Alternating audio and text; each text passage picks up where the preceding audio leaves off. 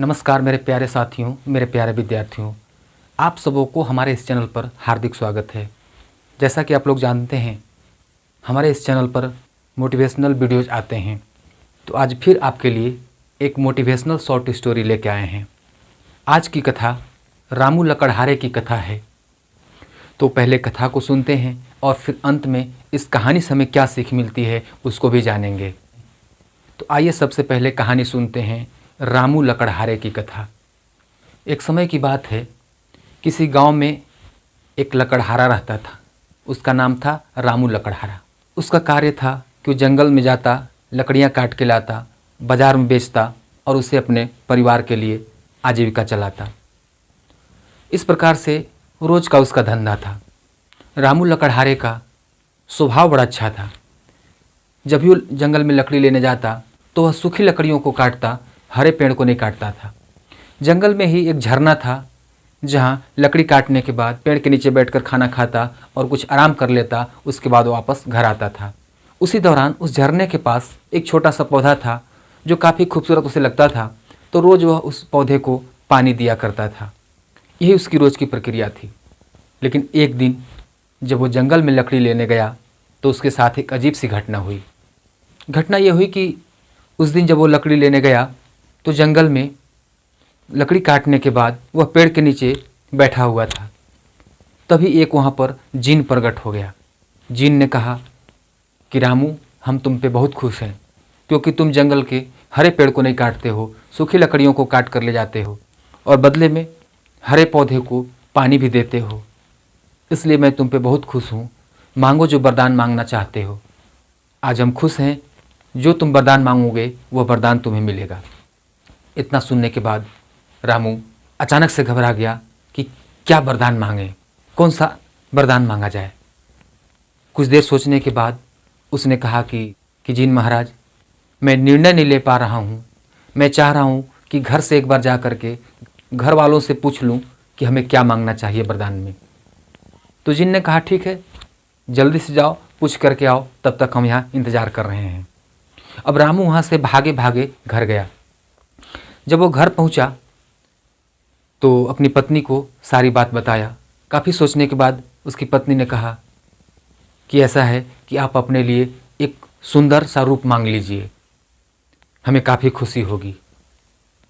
उसके बाद रामू ने अपने बच्चों से पूछा तो बच्चों ने कहा कि पिताजी ऐसा है, आप संपत्ति मांग लीजिए, धन दौलत मांग लीजिए, ताकि हम लोग आराम से रह सकें, इंजॉय कर सकें। रोज़ रोज़ लकड़ी काटने के लिए आपको जाना नहीं पड़ेगा। इतना सुनने के बाद रामू लकड़हारा ने सोचा कि ऐसा करते हैं, हमारे गांव में एक बड़ा ही ज्ञानी व्यक्ति है, सब लोग उसे ज्ञानी समझते हैं। तो रामू ने सोचा कि क्यों ना उस ज्ञानी व्यक्ति से भी सलाह ले लिया जाए। तो भागे भागे रामू जो है गांव के उस ज्ञानी व्यक्ति के पास गया और अपनी सारी समस्या बताई। तो उस ज्ञानी व्यक्ति ने रामू को एक सलाह दिया। उसने कहा कि ऐसा है रामू कि तुम तो गरीब आदमी हो, अकेला हो, अकेले लकड़ी काटने जाते हो, इसलिए बेहतर यही रहेगा कि तुम अपने लिए उस जिन से 4 पैर, 4 हाथ, 2 सिर मांग लो, ताकि तुम डबल काम कर सको, 2 आदमी के बराबर काम कर सको। तो तुम्हारी आमदनी दोगुनी हो जाएगी। तो अगर तुम्हारी आमदनी दुगनी हो गई तो सोचो 5-10 साल में तुम बहुत अमीर बन जाओगे। तो रामू को ये सलाह बहुत अच्छी लगी। अब रामू ने आओ देखा न ताओ वहाँ से स्पीड में भागा और सीधे जंगल में गया और जिन के पास पहुँच गया। जिन ने कहा कि क्या तुमने सोच लिया कि क्या वरदान मांगना है? तो रामू ने कहा कि हाँ। तो जिन ने कहा कि मांगो, क्या वरदान मांगना चाहते हो? तो रामू ने कहा कि जिन महाराज, हम चाहते हैं कि हम जो भी काम करें 2 आदमी के बराबर काम हो, दुगना हमारी आमदनी हो, रोज़ बढ़े। इसलिए हमें 2 आदमी का संरचना दे दीजिए, अर्थात हमें 4 हाथ दे दीजिए, 4 पैर दे दीजिए, 2 सर दे दीजिए। तो जिन ने कहा तथास्तु, और जिन गायब हो गया। उसके बाद अब रामू जो है अपने आप को देखा तो सचमुच में वह उसके पास 4 हाथ थे, 4 पैर थे, 2 सिर थे। इतना देखने के बाद वह बहुत खुश हो गया। खुशी से वह नाचने लगा, गाने लगा। बहुत देर तक वहीं नाचता रहा। उसके बाद सोचा कि अब घर चला जाए, तो देखा कि शाम हो चुकी है, अंधेरा हो गया है। इस प्रकार जब वो घर की ओर चला तो खुशी के कारण और अंधेरे के कारण उसे पता ही नहीं चला और वह रास्ता भटक गया। अब वह घर न पहुंचकर चलते चलते वह एक अनजान गांव में पहुंच गया। जैसे ही वह उस गांव में पहुंचा तो गांव के कुछ लोगों ने उसे आते हुए देखा, हाथ में टांगे लिए हुए, 4 हाथ 4 पैर 2 सिर, एक अजीब सा उटपटांग लग रहा था उसका शरीर, डिजाइन। जब लोग गांव वालों ने देखा तो सोचा कि ये भूत है। सब लोग चिल्ला गए, भूत भूत भूत। तो सारे गांव वाले डंडे लेकर पहुंच गए, रामू को घर घेर लिया और लगे लोग मारने डंडे से। रामू चिल्लाने लगा। जब तक रामू अपनी सफाई में कुछ कहता तब तक लोगों ने रामू को मारकर उसका राम नाम सत्य कर दिया। अब रामू वहीं पे मर गया। तो मेरे प्यारे साथियों, ये थी छोटी सी कहानी, लेकिन इस कहानी में जो ज्ञान की बात है वो बहुत अनमोल है।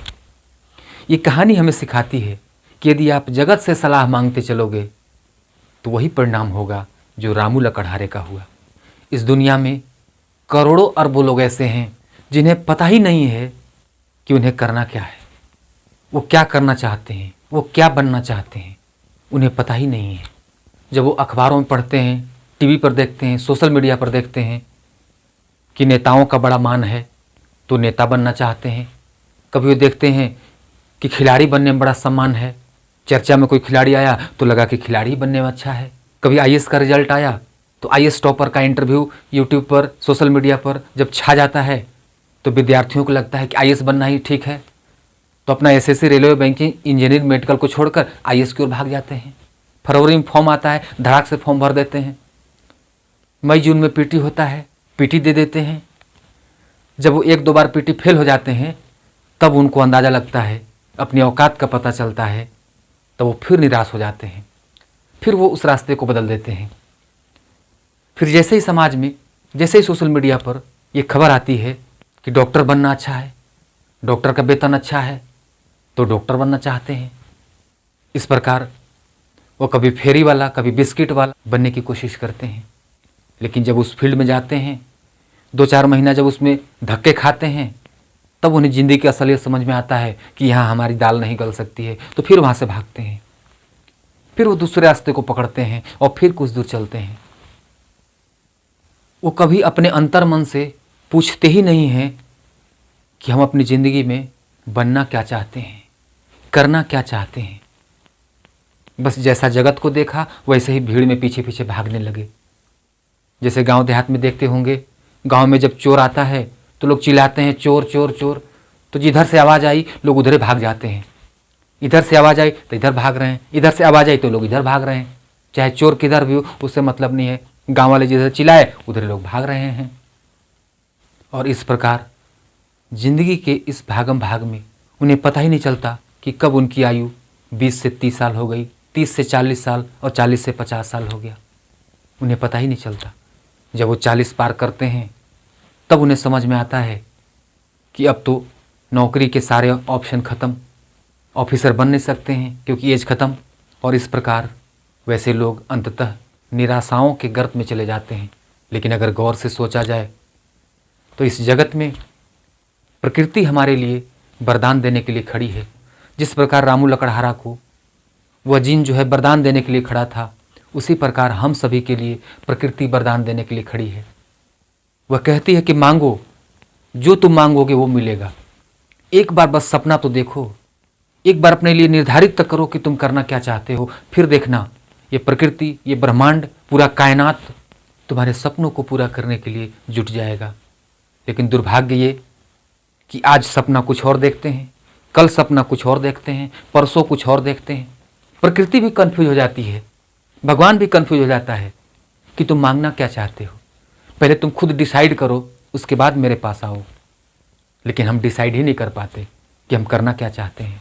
और कुछ लोग वैसे भी हैं जो सपने तो देखते हैं, सपनों के पीछे भागते हैं, लेकिन जब वो गहराई से अपना अध्ययन करते हैं तो वो पाते हैं कि सही मायने में वो सपना तो उनका था ही नहीं। वो सपना तो उनके ऊपर थोपा गया था परिवार के द्वारा, समाज के द्वारा। इसलिए उस सपने को पूरा करने में उन्हें आनंद नहीं आता। वो सपना उनके लिए बोझ बन जाता है क्योंकि ये सपना किसी और का था, उन पर थोप दिया गया है। ऐसे करोड़ों युवा लोग हैं जो किसी दूसरे के सपने को पूरा करते करते उनकी ज़िंदगी इतनी बोझ हो जाती है कि बोझ तले रोज दबते चले जाते हैं।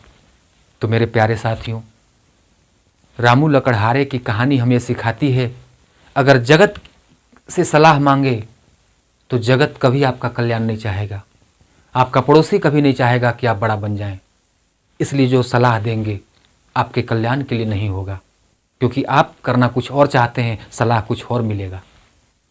सलाह आपको वो मिलेगा जो उस व्यक्ति को अच्छा लग रहा था, उसे इस बात की चिंता नहीं है कि आपको क्या अच्छा लगता है, आप क्या बनना चाहते हैं। ये समाज, ये जगत आपके बारे में नहीं सोचता है।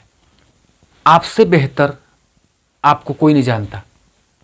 अर्थात आप अपने अंतर मन की आवाज़ को सुनकर जिस सपने को निर्धारित करेंगे, जिस लक्ष्य को निर्धारित करेंगे और उस लक्ष्य पर निरंतर चलते जाएंगे, तो एक न एक दिन आपको सफलता मिलके ही रहेगा, मिलेगा ही मिलेगा। आपने एक कहावत सुना होगा, काफ़ी पुरानी कहावत है कि कस्तूरी कुमंडली बसे मृग ढूंढे बन माही। कस्तूरी कुमंडली बसे मृग ढूंढे बन माही। अर्थात जंगल का मृग जब वह युवा होता है तब उसके शरीर से एक अजीब सी खुशबू आती है। उस खुशबू से वह सराबोर हो जाता है और उस खुशबू को पाने के लिए जगत में, जंगल में भटकने लगता है कि खुशबू आ कहाँ से रही है। लेकिन उसे पता ही नहीं है कि उसके नाभि से खुशबू आ रही है, उसके बदन से ये खुशबू आ रही है।